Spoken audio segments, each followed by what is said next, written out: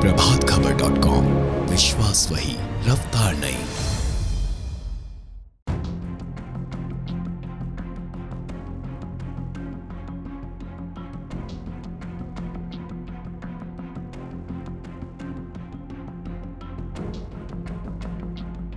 Corona संकट का 1 साल से ज़्यादा हो गया है।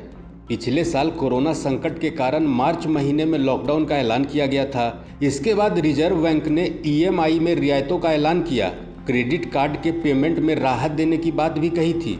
इस बार भी कोरोना संकट के बीच लॉकडाउन और प्रतिबंधों को देखते हुए लोगों को उम्मीद थी कि रिजर्व बैंक राहत देगा। ऐसा कुछ नहीं हुआ है। रिजर्व बैंक ने शुक्रवार को ब्याज दरों में किसी तरह का बदलाव नहीं किया। इससे साफ हो गया है कि आपकी ईएमआई में किसी तरह का बदलाव नहीं होने जा रहा है। दरअसल 3 दिनों की मौद्रिक नीति समिति की बैठक के बाद रिजर्व बैंक ने ब्याज दरों में कोई बदलाव नहीं किया है।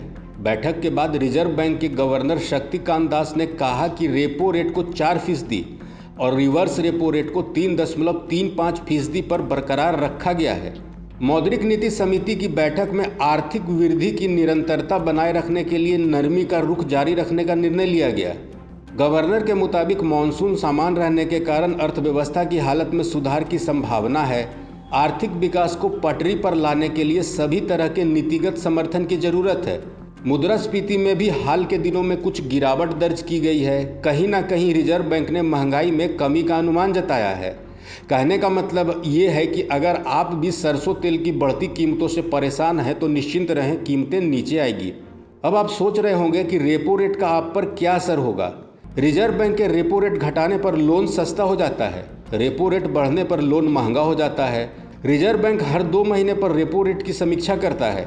रेपो रेट वो दर है जिस पर बैंक आरबीआई से उधार लेते हैं। आमतौर पर बैंकों के लोन की दर रेपो रेट पर निर्भर करती है। रेपो रेट में बदलाव का फैसला मौद्रिक नीति समिति के सदस्य करते हैं, जबकि रिवर्स रेपो रेट वो दर है जिस पर बैंकों को आरबीआई के पास जमा अपने पैसे पर ब्याज मिलता है। फिलहाल रेपो रेट और रिवर्स रेपो रेट को बरकरार रखने का फैसला किया गया है, तो आपको भी किसी तरह की राहत नहीं मिली है। इस अपडेट में इतना ही। बने रहिए हमारे साथ। प्रभातखबर.com, विश्वास वही, रफ्तार नहीं।